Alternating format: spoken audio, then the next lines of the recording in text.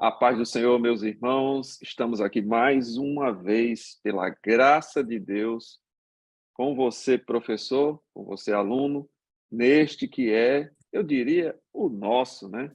O nosso EBD em Síntese podcast. Estamos já na 8ª lição. Nossa, como esse ano e esse trimestre está passando rápido, né? 8ª lição. E esta que é uma lição sobre as cartas pastorais, aqui, ó, lição de adolescentes. Esse trabalho, ele é promovido pelo DENEC, Departamento de Ensino e Educação Cristã, da IADERN, né, a nossa Igreja Assembleia de Deus aqui do Rio Grande do Norte. E eu quero saudar os meus nobres amigos professores Marcos Júnior e João Felipe. A paz do Senhor. A paz do Senhor. Mais uma vez estamos aqui, né, para gravar mais um episódio. Como nosso irmão Raniel disse, as coisas estão passando muito rápido. Já estamos na 8ª lição. Então, eu espero que esse trimestre esteja sendo uma bênção para você, professor, para os seus alunos da classe. E vamos em frente, que ainda tem mais caminhada por aí. Pai do Senhor, queridos irmãos, a todos os que estão nos assistindo nesse momento, que bom.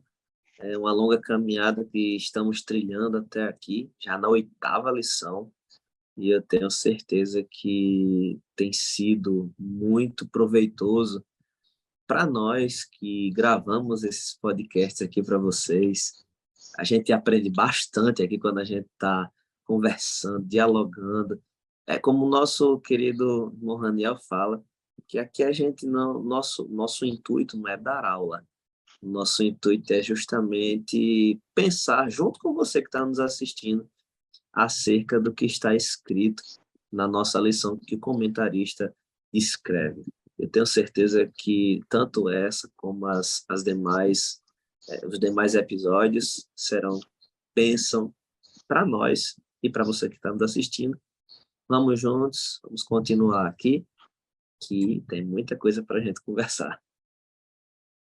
Amém, graças a Deus. Eu quero perguntar, você já se inscreveu nesse canal? Você já compartilhou esse material abençoado? Pois olhe, faz isso agora, hein? Se inscreve, compartilha, aperta ali no sininho para a gente poder, toda vida que tem episódio novo, você é o primeiro a receber. Então, comente também se algo lhe ocorreu que poderia enriquecer. Faz um comentário aí para os outros que estiverem assistindo. Ah, interessante, o irmão lembrou disso, lembrou daquilo. De maneira que a gente vai interagindo e vai construindo um conhecimento juntos, né? O nosso objetivo aqui, nosso trio abençoado, é esse também, construir essa experiência, essa conversa abençoada sobre as nossas lições bíblicas. Pois bem, a lição de número 8 é, de certa forma, uma continuidade da lição 7, porque na lição 7 estudamos a primeira carta de Pedro. E agora estamos vendo a segunda carta de Pedro, né? Vamos aprender, portanto, Pedro, que foi chamado por alguns como o apóstolo da esperança, pelo cunho, né, falando sobre a volta de Cristo, sobre o ânimo que os irmãos deveriam ter, a esperança da volta de Jesus. E é importante, como bem diz aqui o comentarista da lição, no ponto de partida, deixar claro que essa volta de Jesus é a segunda vinda, né? Não é o retorno triunfante do milênio. É a segunda vinda no qual Cristo virá buscar a sua igreja. É desta esperança que ele fala e por isso é chamado o apóstolo da esperança. Meus queridos, eu quero propor uma brincadeira aqui com vocês. Vocês topam ou não? Vamos lá. Você, professor, pode fazer isso, é uma dica pedagógica que a gente dá, pode fazer isso em sala, tá? Porque é uma brincadeira simples e eu vou chutar um nome aqui. 3 palavrinhas. É muito simples. Como é que funciona? Como é que vai funcionar isso? Nós vamos escolher 3 palavras para descrever a segunda carta de Pedro. Eu escolhi as minhas 3, Marcos também, João também, a gente já havia combinado isso para não perder tempo, porém, faça isso com seu aluno em sala e você vai forçar ele a pensar um pouco sobre o livro, né? O ideal é que os alunos leiam a segunda carta de Pedro, que é um livrinho pequeno, antes da aula, né? Para poder ter essa noção. Muito bem. Eu escolhi as minhas 3 palavras e eu vou começar. As minhas 3 palavras são crescimento, esperança e piedade. Crescimento é fácil de falar, crescer em Cristo, na graça, no conhecimento, né? Ele fala sobre isso, inclusive é o terceiro tópico da lição, fala sobre isso. A segunda palavra é esperança, porque o livro fala muito claramente sobre a volta de Jesus. E a terceira palavrinha que eu escolhi é piedade, porque a piedade fala de uma vida cristã de temor e de obediência a Deus, a despeito de todas as dificuldades. Então, piedade é isso. Pois bem, Marquinho, você, que palavras você escolheu, meu jovem? Rapaz, palavrinhas, como fazer que nem você. Minhas palavrinhas. Minhas palavrinhas são, primeiramente, bondade. O apóstolo Pedro, quando ele fala da bondade de Deus, ele fala a respeito da questão da salvação, do dom que nós recebemos através dele, por Cristo, que foi a graça. Nós recebemos isso. E pelos méritos de Cristo, somos salvos e temos acesso ao Pai e à eternidade, à vida eterna. Ele fala também, a segunda palavra, a segunda palavrinha é fé. Fé você pode dizer a respeito sobre a questão da esperança, linkar a fé com a esperança também, a esperança da vinda de Cristo e a esperança naquilo que eles criam, naquilo que lhes era pregado e que eles deveriam viver. Isso é muito maravilhoso, é tanto que o apóstolo Pedro, no primeiro versículo, ele fala que nós recebemos literalmente uma fé preciosa, uma fé tão preciosa. Essa fé que nós recebemos através dos méritos de Cristo, através daquilo que ele fez. E a terceira palavra é falsidade. A falsidade, ela se liga muito aos falsos mestres da época, que isso também é o segundo tópico da nossa lição, que nós estamos discutindo e conversando sobre ela hoje. Fala sobre a falsidade, porque eles viviam de uma maneira e pregavam outras maneiras. Eles pregavam sobre a veracidade do evangelho, mas não viviam a veracidade do evangelho. Sobre isso a gente vai conversar, mas são coisas que a gente precisa pontuar aqui, principalmente você com seus adolescentes na sala, pontuar, fazer a mente deles funcionar através da leitura desse livro tão maravilhoso, essa epístola tão maravilhosa, que é a do apóstolo Pedro. Eu escolhi exortação, porque eu acredito que é uma coisa universal das cartas, né? Sempre elas trazem alguma coisa para exortar, mas eu trouxe porque tem um verso que é um versículo muito interessante que eu acho na segunda carta de Pedro, na segunda epístola de Pedro, que ele vai falar o seguinte, no capítulo 1, verso 12: pelo que não deixarei de exortar-vos sempre acerca destas coisas, ainda que bem as saibas e estejais confirmados na presente verdade.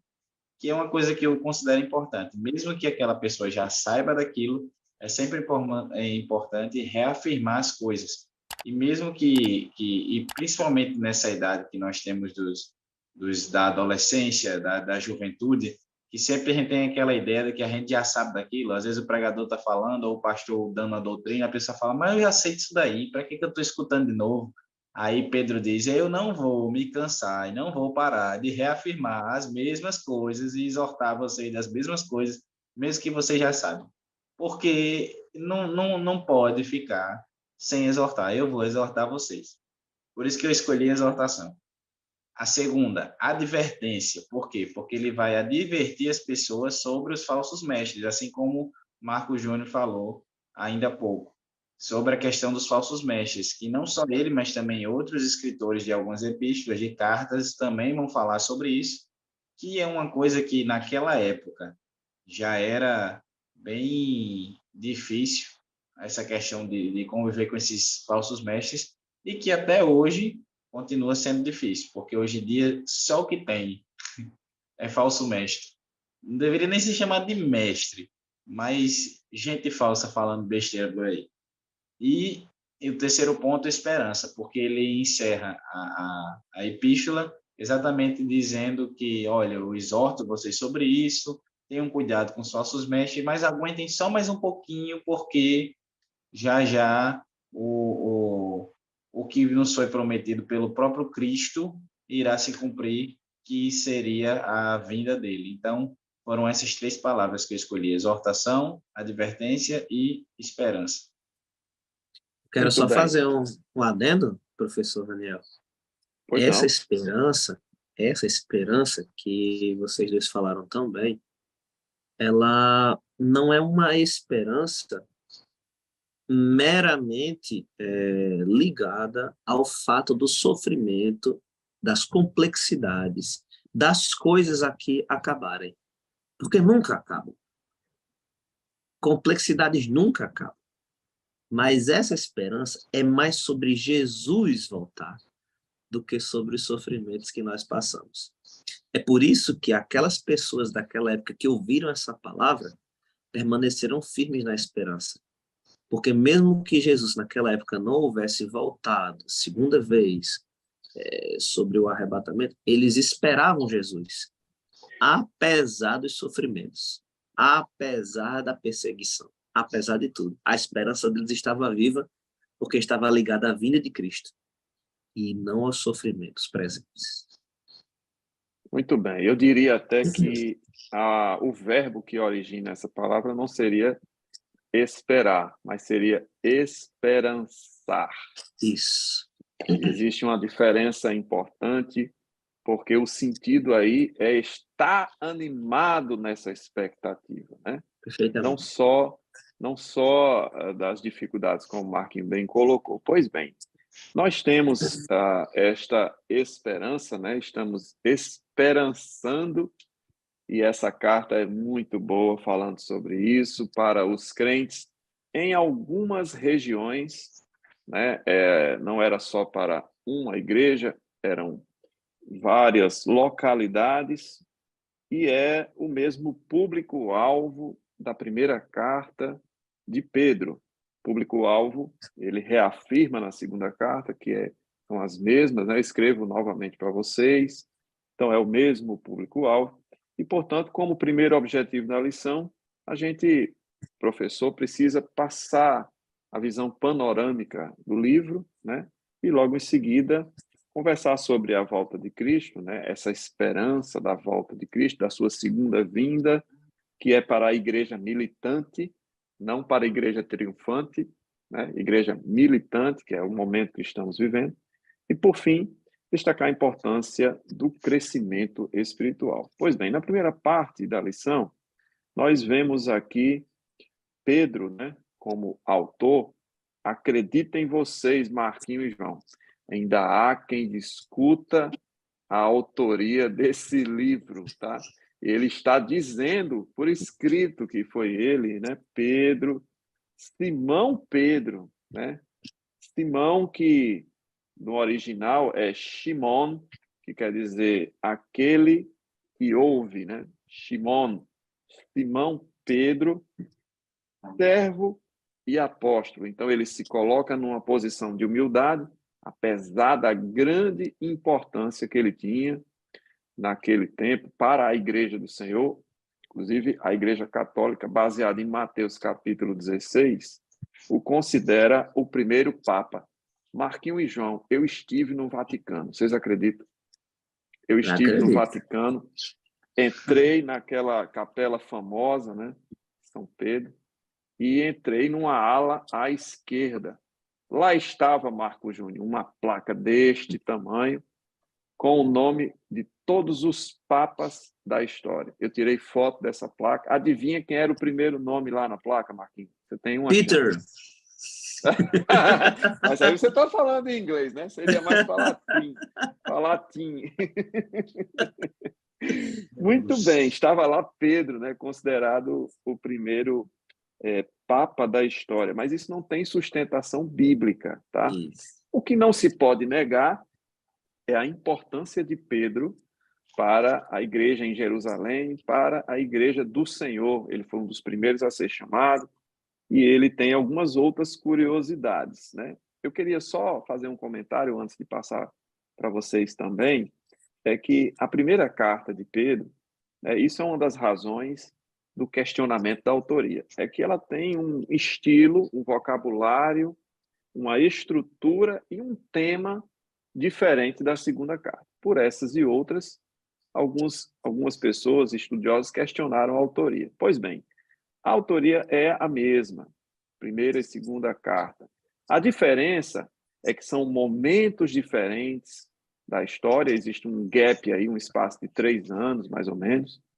O contexto era um pouco diferente, e a primeira carta, olhem só vocês, ela foca nos perigos externos. E a segunda carta, que é o objeto da nossa lição, foca nos perigos internos. Olha que interessante. Os perigos externos eram as perseguições, né? Nero intensificou essas perseguições no ano 64 e outros tantos imperadores romanos, mas essa característica está mais presente na primeira carta. Na segunda carta, existe um foco maior nos perigos internos com os falsos mestres, ou seja, um perigo de dentro da igreja, né? E esse é o foco da nossa lição. Essa carta a gente falou para quem ela foi escrita, né? Mesmo público-alvo da primeira carta, e ela foi escrita para este encorajamento. Havia perseguições, haviam falsos ensinos, falsos mestres, e isso é o tema da nossa segunda carta. É isso mesmo, Marco Júnior? É verdade. Pelo que diz respeito a toda a inscrição, a descrição que o apóstolo Pedro faz de todo esse tempo que ele tem vivido, ele convoca a igreja a pensar na virtude. Ele convoca a igreja a pensar no acréscimo à fé. Ele convoca a igreja a pensar primordialmente, no prefácio, na saudação dele à igreja, ele convoca a igreja a pensar em princípios, características, em virtudes que fazem parte do caráter cristão. Porque se nós estamos esperançando, como bem o nosso professor Raniel falou, se nós estamos esperançando, nós precisamos basear a nossa esperança, nosso modo de vida, em pilares que sejam sustentados pelo verdadeiro evangelho, pela palavra de Deus. Então, o apóstolo Pedro, quando ele entra aqui no primeiro capítulo, ele vai falando sobre o acréscimo à fé, a temperança, paciência, a piedade, fraternidade. Ele fala com o sentido de aumentarmos essas coisas.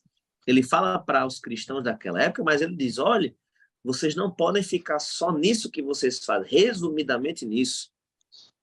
Isso tem que ser o seu modo de vida. A temperança tem que ser o teu modo de vida. A piedade tem que ser o teu modo de vida. A fraternidade tem que ser o teu modo de vida. E quando ele fala sobre isso, ele vai e diz, olha, essa já é a segunda vez que eu estou escrevendo para vocês. Na primeira, eu encorajei vocês, como o nosso professor Raniel falou, sobre as perseguições que vocês estavam sofrendo. Agora, eu quero encorajar vocês a continuarem vivendo o verdadeiro evangelho pleno através daquilo que Cristo nos ensinou. E logo ele que andou com Cristo, comeu com Cristo, viu os milagres que Cristo fazia, viu os sermões que Cristo pregava. É nessas horas que eu queria ser pelo menos um dos discípulos de Jesus para pelo menos olhar, ver a face de Jesus pregando. Imagine como deveria ser maravilhoso ouvir Jesus pregando o sermão da montanha.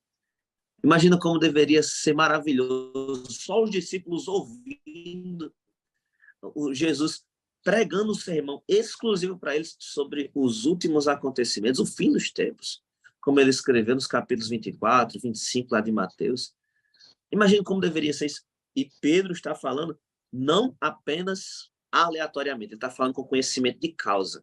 Ele fala, olha, eu vi, eu senti, eu andei com ele, e eu tenho a esperança de que ele voltará. Porém, segundo o ensino dele, precisamos permanecer com princípios que baseiem, que sejam basilares da nossa fé, para que as coisas externas, ou o inimigo das nossas almas, que estão de perto nos rodeiem, não se irande com as nossas vidas e nem acabe com a nossa esperança, que é a maior riqueza que nós temos depois da salvação é a esperança da eternidade. Perfeitamente. Meu amigo, querido professor João Felipe, faça aí seus comentários sobre essa primeira parte da lição também, que enriqueça o nosso podcast. Com certeza. Coloca as pelas para fora. Eu acho muito olha, irmãos, interessante. ele estava antes da gravação bem caladinho, e eu tenho certeza que agora ele vai colocar pepitas preciosas aí para fora. É verdade. Fala, João. Rapaz, esses dois são fogo, viu? Não, aqui é fogo, irmão, tem fogo, tem fogo. Pode ser palha não, meu filho, tem que ser fogo. Se a gente prestar bem atenção em relação às cartas de Pedro, as duas epístolas, a gente vê que elas apresentam bastante semelhanças. Inclusive, que, obviamente, obviamente, mas como o irmão Raniel disse, ainda tem gente que questiona a questão da autoria, né? Que foi Simão Pedro, aquele bem mansinho que andou com Jesus. Mas existem outras coisas também. Por exemplo, para quem foi direcionada a carta de Pedro, que também é uma coisa que ele vai citar, ele diz assim, a carta direcionada às pessoas que, por causa da bondade de nosso Deus e Salvador Jesus Cristo, receberam uma fé tão preciosa. Só que um detalhe interessante é que lá na frente ele vai falar também, no capítulo 3, que é essa segunda carta que estou escrevendo. Então, cogita-se que o pessoal da segunda carta, que recebeu a segunda carta, é o mesmo pessoal que recebeu a primeira, que no caso foi endereçado lá ao povo de Deus espalhado pelo mundo, principalmente ali nas províncias de Pontos, Galácia, Capadócia, Ásia e Bitínia. Então, a gente tem todo esse pessoal aí que recebeu a primeira carta e supõe-se que, pelo que ele falou na segunda carta, que seja o mesmo pessoal que está recebendo. Mas o interessante de quando ele fala isso, que por causa da bondade do nosso Deus e Salvador Jesus Cristo receberam uma fé tão preciosa, enquadra a gente aqui. Pastor Arnon Lima de Santana Júnior, ele gosta muito de dizer assim, olha onde é que Pirangi está aqui, ó. Onde é que Pirangi está aqui nos textos bíblicos, quando diz assim, até os confins da terra. Aí ele, onde é que a gente está aí, olha aí. Pois bem, olha onde a gente está aqui. Todos os que receberam, por causa dessa bondade, receberam uma fé tão preciosa e nós estamos aqui compartilhando da mesma fé, então a carta sim é endereçada a nós também, né? Então eu acho interessante essa questão que Pedro ele vai deixar uma carta bem aberta para todos aqueles que entenderam, que receberam essa fé, possam ler e se precaver de várias coisas que ele vai falar na carta e mais a trazer a esperança a essas pessoas no finalzinho da carta já. Perfeitamente, queridos. Nós temos aí já de primeira parte da lição concluída, né, digamos assim, essa visão panorâmica, Pedro, o autor, né, a história de Pedro, todos sabemos, não é objetivo nosso aqui dissecá-la, mas ele é o autor, as 5 regiões da Ásia Menor são o público-alvo, porém aplicáveis, como bem colocou João, inteiramente aplicáveis à Igreja do Senhor, inclusive aos dias atuais, e parece que isso é tão atual, né? Eu sinto o cheiro de coisa nova quando eu leio isso, porque é extremamente aplicável à igreja de hoje, meus irmãos. Não tem diferença, não. Né? A igreja aqui em Natal, talvez aí em São Paulo, Rio de Janeiro, é perfeitamente aplicável.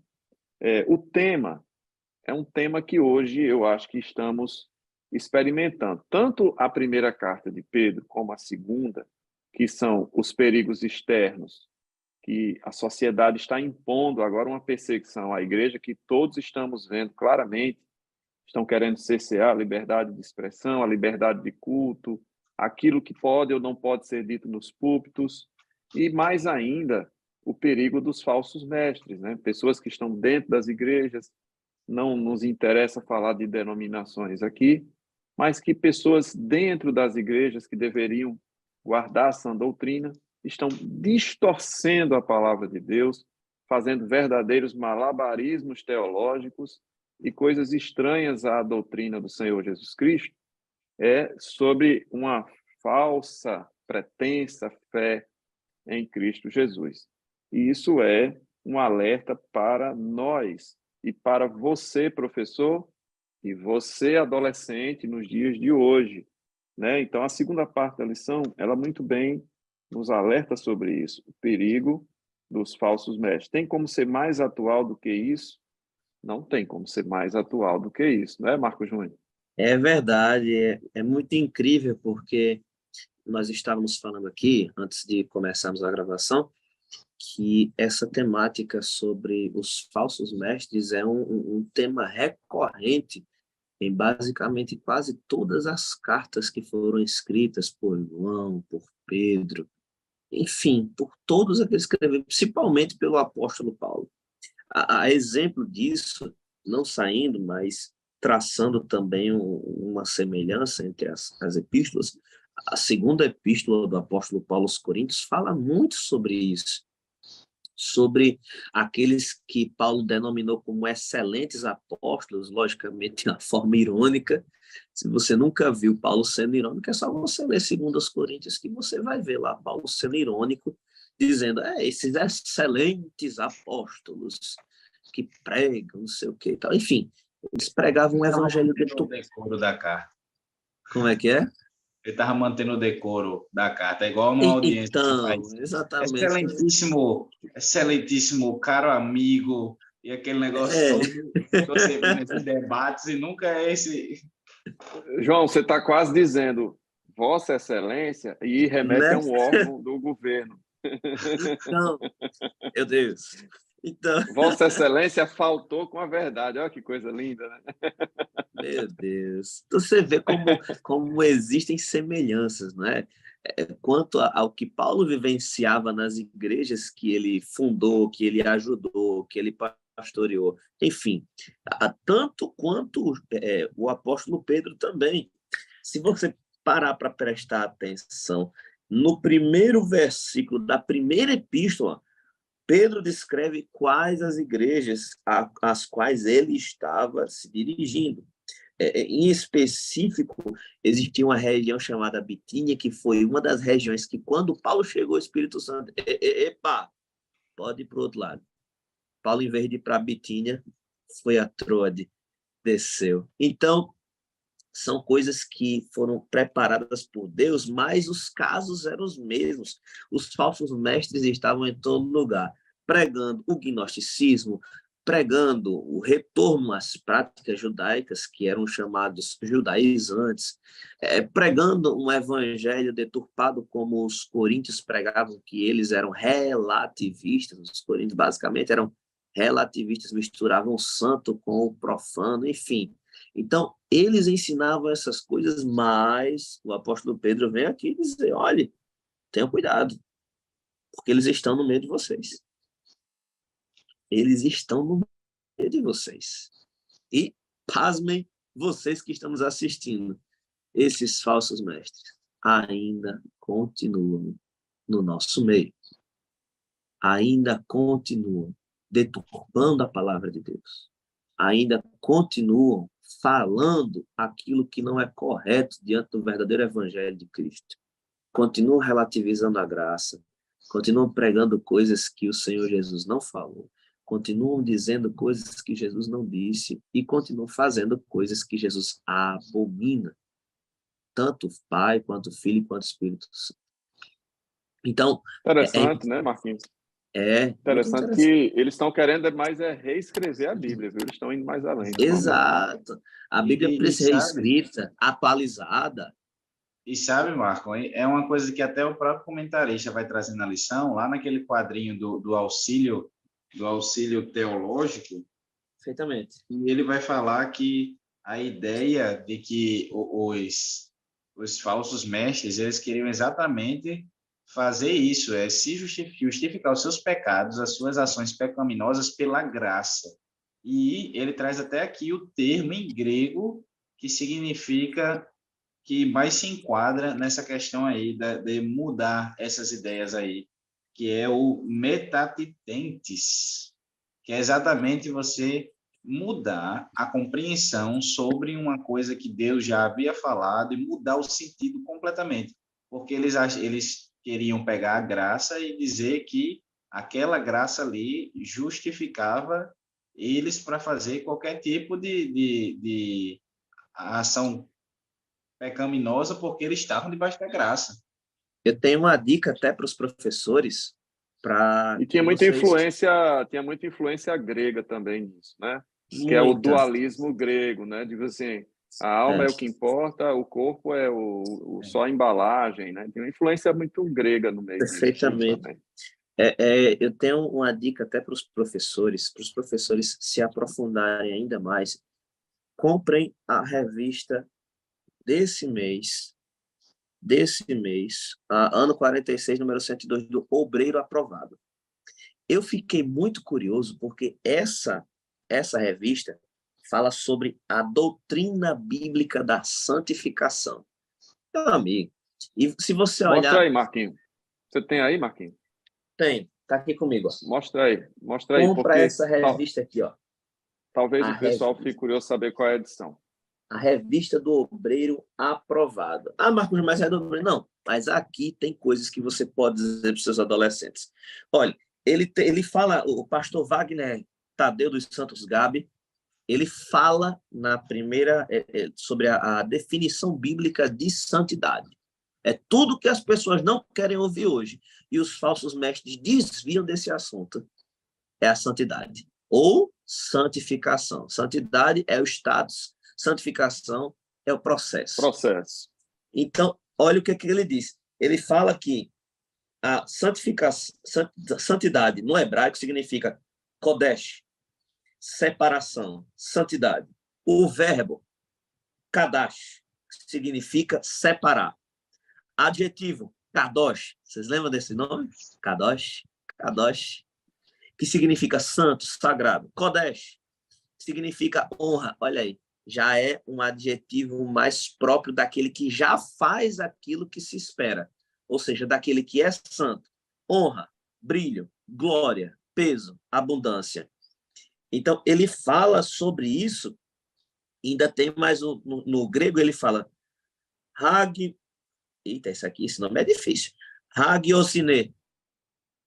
Eu que sei esse nome aqui, que é o estado que resulta de ser dedicado ao serviço de Deus. Olha só, quando nós servimos ao Senhor, nós também estamos em processo de santificação. Tudo que os falsos mestres pregavam era literalmente o abandono do processo, o abandono do status, pelo relativismo para que as coisas fossem misturadas. Isso é muito perigoso. Muito bem, Marquinhos. E eu quero até fazer esse link da palavra sobre os falsos mestres, falsos ensinos, misturas, desculpas para o pecado, e dizer que todas as epístolas foram escritas com um senso de urgência a respeito da volta de Cristo muito presente em todas elas. A segunda epístola de Pedro não é diferente. Ele fala como se Jesus voltasse no minuto seguinte que eles lessem a carta. E a gente percebe esse senso de urgência, né, que é uma outra marca fortíssima dessa carta. Olha, Jesus está voltando já já. Então, eles falavam com um senso de urgência que me parece... eles estavam um pouco ansiosos, né? Tinham assim, aquela coisa, poxa, está demorando, né? Já se passaram tantos anos que Jesus morreu e ressuscitou, será que ele não vem mais? E isso fala sobre a graça de Deus. Cá estamos, 2000 anos depois, ainda com essa viva esperança, sabendo que só está demorando, entre aspas, porque o Senhor quer salvar o maior número possível de pessoas. Não é isso, João? E sabe, irmão Raniel, Marquinhos, que essa questão, eu acho interessante que, além de ele exortar sobre os falsos mestres, ele tem esse cuidado que o irmão Raniel falou, em falar sobre a espera demorada, para eles não se entristecerem com essa questão da espera que eles estavam tendo da volta de Jesus. Porque a gente bem sabe, como lá Provérbios 13, 12 vai falar, que a esperança demorada enfraquece o coração.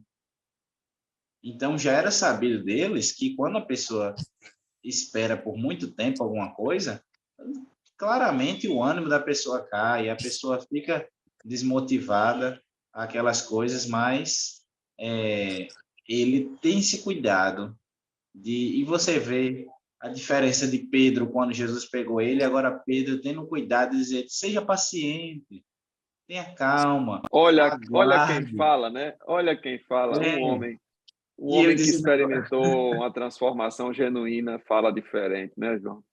pois é, e Simão, aquele que ouve, que aquele outro momento está arrancando a orelha também de outra De pessoa, agora mal. está dizendo, olhe, espere, tenham calma, porque ele prometeu e ele irá cumprir. Se foi Cristo que falou, as palavras dele são verdadeiras e terão cumprimento. Não tem esse negócio de você... Às vezes a gente fica, né, um pouco, principalmente quando a gente está nessa fase da adolescência e da juventude, que a gente quer ser muito imediatista.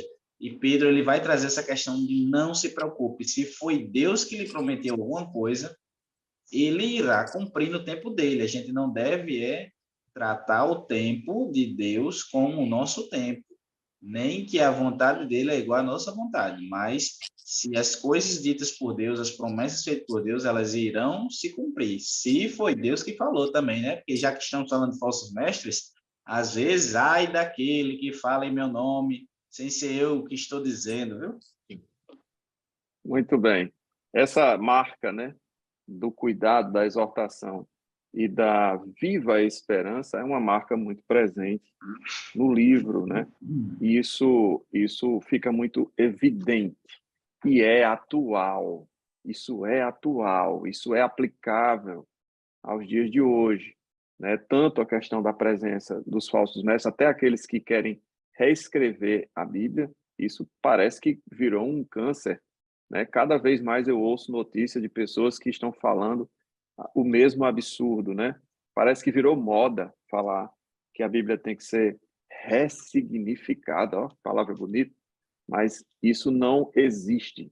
E a viva esperança não pode ser adormecida, amortecida pela dificuldade ou pela demora, etc. Isso é uma marca do livro, dessa segunda carta de Pedro. Muito bem. E aí nós temos a terceira parte da nossa lição, que é a necessidade de crescer, essa vocação que o cristão deve ter de crescer. Crescer em quê, irmão Raniel? Crescer em quê? Eu sou adolescente, eu quero crescer para jogar basquete. Não, querido, presta atenção. É a necessidade de crescer em Cristo, crescer no conhecimento, na graça, crescer na maturidade, Isso também é uma marca desse livro, porque ele exorta os crentes a amadurecerem, né? Isso Marquinho fez um paralelo com o apóstolo Paulo, quando ele escreve aos coríntios, que eram muito sincréticos, né? Muito misturados, tinham todos os dons, mas eram meio irresponsáveis, né? Com o dom do Espírito. Aí ele escreve também, Paulo escreve aos Gálatas, né? Chama de insensatos, né? Então, os apóstolos todos, eles iam muito nessa linha de puxar, de chamar os carretéis e dizer, ei, coloque o seu pezinho no chão, porque o evangelho de Jesus Cristo é um evangelho de responsabilidade, é um evangelho de ciência, né? De razão. Não é à toa que Paulo escreve aos Romanos, capítulo 12, e fala sobre culto da razão. E Pedro tem o mesmíssimo discurso, e eu louvo a Deus pelo alinhamento daquilo que foi escrito para o nosso ensino, né? Apesar de que a maioria das cartas são paulinas, e há uma carta de autor desconhecido que é Hebreus, mas a gente tem uma clareza de discurso, uma clareza, um alinhamento perfeito das coisas de Deus, que a Bíblia chama de doutrina dos apóstolos. Pedro, ele foi muito feliz nessa doutrina, em todos os pontos necessários para corrigir a rota. E aí a gente não pega mais essa visão de que a primeira e a segunda carta são divergentes, porque tratam de temas diferentes, e a gente fala o seguinte, não, meus irmãos, estas cartas são complementares entre si. Aquilo que é a mais abordado na primeira é complementado pela segunda. E aí, na terceira parte da lição, a gente tem a necessidade do crescimento. Eu me assusto com a postura de muitos crentes nos dias de hoje, que parecem meninos espirituais, né? Que não têm prazer na salvação do outro, não têm prazer em se doar pelo outro, e isso fala de uma meninice espiritual. Portanto, isto também é atual nessa segunda carta de Pedro, não é isso, Marco Júnior? É verdade. Na verdade, a gente faz esse link com inúmeras situações que nós vivenciamos hoje. Se é uma carta universal, se é uma epístola universal, ela faz muito alusão a tantos fatos que ocorriam na época e graças ao Senhor e à inspiração do Espírito Santo nós podemos fazer a exemplificação disso hoje. O apóstolo Pedro foi muito feliz quando escreveu esses textos falando sobre os recursos para o crescimento, como nós já citamos pouco tempo atrás, no capítulo 1, ele fala sobre quais os recursos do crescimento. Porque, venham cá, crescer de qualquer jeito, todo mundo cresce. Qualquer pessoa pode crescer de qualquer jeito. Porém, crescer qualitativamente, ou seja, crescer espiritualmente de forma qualitativa, é diferente. Você passa a não frequentar os elevadores. Você passa a frequentar degraus de escada. Quando você escolhe seguir crescendo qualitativamente. Você gostou aí, João? Eu vou dar até uma pausa aqui, viu? Vou escrever aqui na minha parede. Escreva aí, João. Eu gosto de perder o Marco, fio da meada. essas frasezinhas assim. Você, professor, fica ligado aí nas frases de Marco, que é para você usar na aula, mas quando usar, você bota assim lá, ó. Júnior, vírgula, Marcos. Entendeu? É para ter a citação dele lá na aula. Apud et al, né?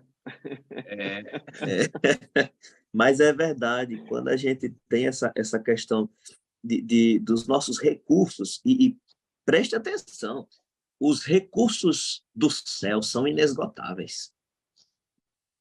É por isso que nós não conseguimos atingir um ponto de auge na vida espiritual, porque quanto mais a gente busca, mais tem para a gente buscar. Se você acha que você conseguiu buscar tudo na sua vida espiritual, meu irmão, e se acomodou, aí é onde o nosso professor Raniel falou.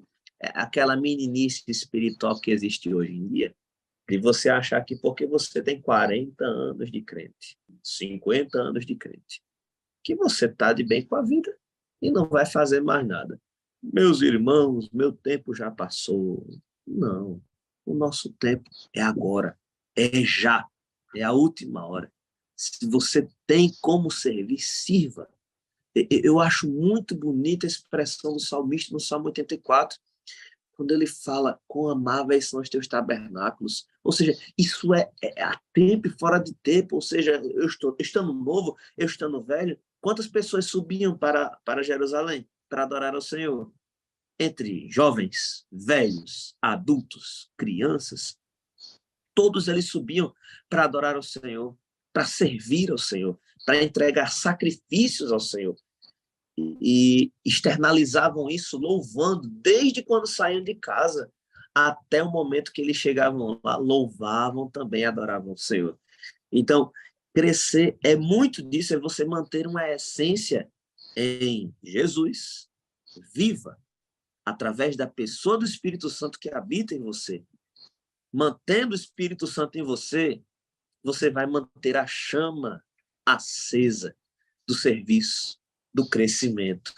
Você nunca vai parar, você nunca vai estacionar, você nunca vai dizer, pá, parei. Não. Eu gosto muito, amo o nosso pastor Martim, porque ele visa isso. A presença do Espírito Santo que faz o crescimento continuar avante, continuar avante. A igreja não para de crescer. E o corpo de obreiros não para de crescer. E os jovens não param de aprender, não param de crescer. Por quê? Porque se pensa nesse crescimento qualitativo, diga-se de passagem, não é quantitativo, é qualitativo. Se pensa nesse crescimento com a inspiração do Espírito Santo, para que a presença dele faça com que os recursos inesgotáveis do céu habitem na nossa vida. São tão inesgotáveis que o apóstolo Paulo cantou dizendo: ó profundidade das riquezas, tanto da sabedoria quanto da ciência de Deus. São inesgotáveis os recursos do céu. É por isso que nós precisamos crescer bem, crescer para a glória de Deus, mas crescer com sabedoria, sem ultrapassar, pular as etapas de crescimento. Marquinho, eu vou puxar uma das suas palavras aí, que você fala bonito demais. Mas não suba de elevador, use a escada para descer. Exatamente. Percebe a diferença? E aí Pedro, né, no primeiro versículo, né, ele diz, Simão Pedro, servo. Ele coloca servo antes de apóstolo. Diga lá, maturidade. João Felipe. Maturidade. Crescimento genuíno. Né? Se a gente perceber, não é à toa que esses assuntos estão sendo discutidos na classe dos adolescentes. Afinal de contas, é um pessoal que está numa fase de crescimento, né? Crescimento físico, mas que junto com o crescimento físico, o crescimento mental, o crescimento espiritual seja bem fundamentado. Por quê? Porque Paulo vai dizer lá na primeira carta aos Coríntios, quando eu era menino, eu falava como menino, eu vivia como menino, eu discorria como menino, mas depois que eu virei homem, eu parei com as coisas de menino. Aí, vamos dizer assim, alguém pode dizer, mas eu não vou me tornar adulto agora, ainda tenho muita coisa aí pela frente de me tornar adulto.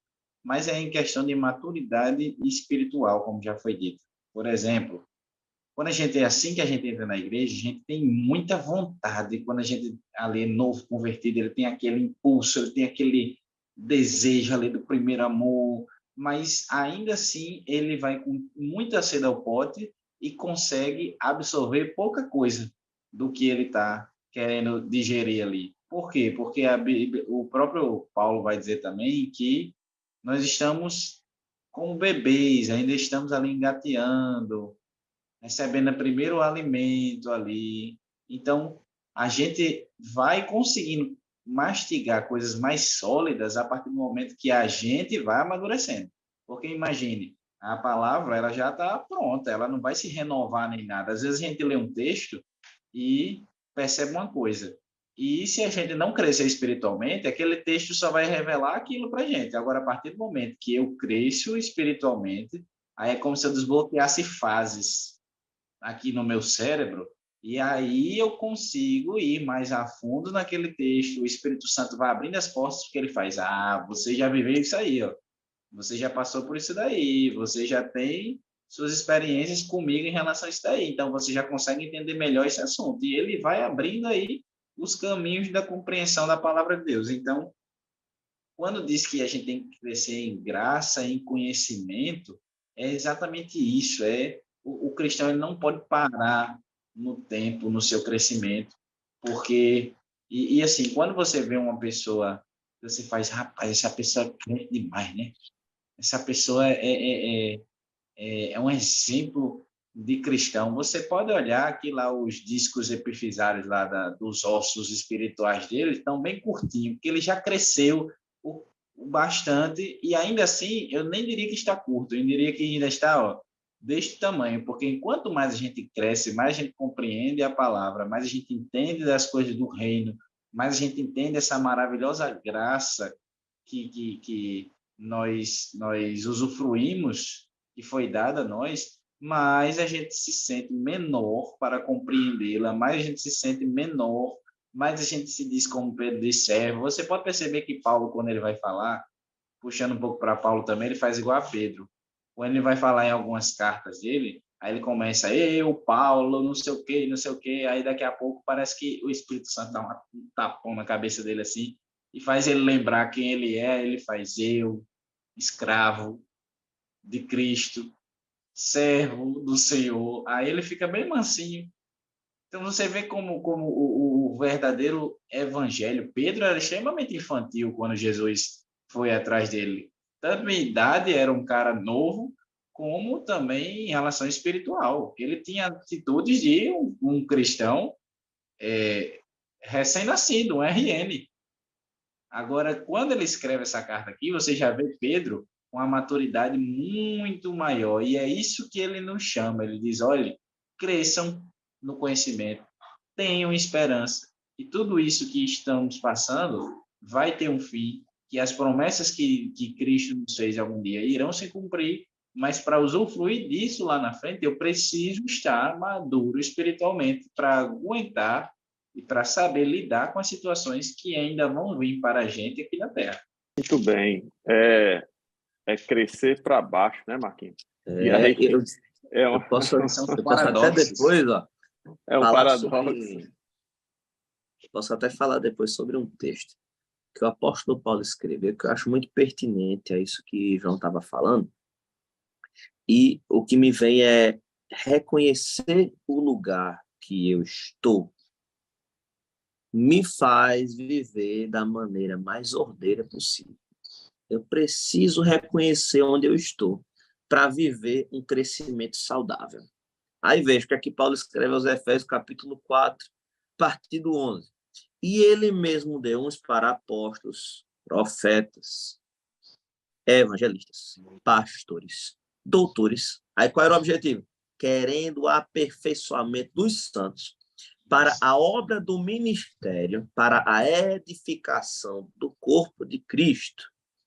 É interessante dizer para o adolescente que quando ele se edifica através da palavra e cresce qualitativamente, ele está contribuindo não apenas para si, mas ele está contribuindo para o crescimento do corpo de Cristo. Aí, ó, até que todos cheguemos à unidade da fé e ao conhecimento do Filho de Deus, a homem perfeito, à medida da estatura completa de Cristo. Diga aí, o que é que o apóstolo Paulo disse? E ele ainda continua, para que, e é o que eu fazer que nem o pastor, aquele pastor lá do Paraná, que ele já veio pregar aqui, esqueci o nome dele. Eu sei que ele falava assim: eu me amarro nisso. É isso que ele fala. Ele fala isso. Ele disse assim, ó, Paulo: para que não sejamos mais meninos inconstantes, levados em roda por todo vento de doutrina, pelo engano dos homens que com astúcia enganam fraudulosamente. Antes, seguindo a verdade com amor, olha, seguindo a verdade em amor, cresçamos em tudo naquele que é a cabeça, Cristo. Pronto. Cresçamos em tudo naquele que é a cabeça, Cristo. Olha que maravilha. Muito bem. Eu quero aqui deixar as minhas palavras finais. A gente aqui, a gente ama a palavra de Deus, ama a EBD, e a gente tem que se controlar muito para não avançar no tempo desse podcast, como sempre, né, João, Marcos? Mas eu quero deixar aqui uma palavrinha final, segundo Pedro, né, 2:9, que é bem conhecido, porque, como a gente sabe, essa carta foi escrita para judeus e não judeus, né, convertidos a Cristo, e é muito importante e tem um peso muito bom, muito significativo, quando ele diz: vós sois a geração eleita, nação santa. Isso quebra um tabu histórico de que apenas o judeu era o herdeiro espiritual de Deus, e aí a igreja, nós, igreja, entendemos que temos uma responsabilidade e fomos eleitos em Cristo e temos que realmente desabrochar na missão. Que missão? E aí ele completa: para que, como disse Marquinhos, que o apóstolo Paulo também falou, para que anuncieis as virtudes daquele que vos chamou das trevas para a sua maravilhosa luz. Então, o que é crescer? Crescer é estar disposto a sofrer por ele e ter o coração nas vidas. O nosso coração está fora de nós. O nosso coração está no outro. Isso é crescer. Isso é anunciar o evangelho. Isso é viver Cristo. E esse tempo precisa de pessoas que amem, que cresçam, que parem de perder seu tempo discutindo filigranas e bobagens teológicas e pensem nas vidas que estão se perdendo, né? E isso é um chamado muito especial que Pedro faz para todos nós, e com esta palavra eu me despeço. Passo a palavra final também aos meus queridos professores.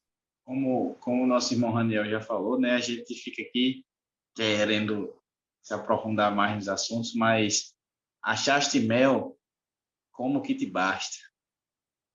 Vamos ficando por aqui com o nosso episódio de hoje, e eu só tenho a agradecer a Deus por mais essa oportunidade. É muito bom, de verdade. É muito bom a gente estar aqui juntos, como o Marquinhos falou logo no início, e a gente aprende bastante, e a gente se diverte, a gente conversa aqui sobre a palavra de Deus. É fenomenal estar aqui nesse momento. Eu espero que você também, professor, esteja gostando, aluno que também esteja assistindo, e que esteja conseguindo transmitir aquilo que Deus quer trazer através dessas lições para os seus alunos. Então, tenha uma ótima aula e que Deus os abençoe. Queridos professores, a todos os que estão nos assistindo nesse momento, você professor, aluno, é muito maravilhoso estarmos aqui. É muito maravilhoso falarmos da palavra de Deus. É muito maravilhoso a gente entender os propósitos de Deus através daquilo que ele inspirou tantos e tantos homens a escreverem, que está disposto para nós através da sua palavra. E nessa noite, nesse dia, tarde, você que esteja assistindo em qualquer horário do dia, mantenha a sua esperança viva. Jesus está voltando. Mantenha a esperança dos seus adolescentes viva através dessas lições. Jesus está voltando. Pode até ser que não seja na hora que você estiver dando aula. Pode ser até que Jesus te dê uma colherzinha de chá e deixa tu terminar a tua aula para ele voltar. Quem sabe? Mas se não for, mantenha a esperança viva. Mantenha a chama dessa esperança acesa, como o nosso professor Daniel falou. Faça esse processo de esperançar dentro do seu coração e nos corações daqueles que estão lhe ouvindo. Eu tenho certeza que essa lição, assim como ela serviu de grande valia para nós, servirá de valia para os adolescentes no dia da sua aula. Deus abençoe você em Cristo Jesus. Amém, queridos? Não se esqueça de se inscrever, de compartilhar, apertar o sininho e abençoar a vida dos outros professores, dos alunos com este canal. E aqui deixamos o nosso abraço final. A paz do Senhor e uma excelente aula em nome de Jesus. Amém.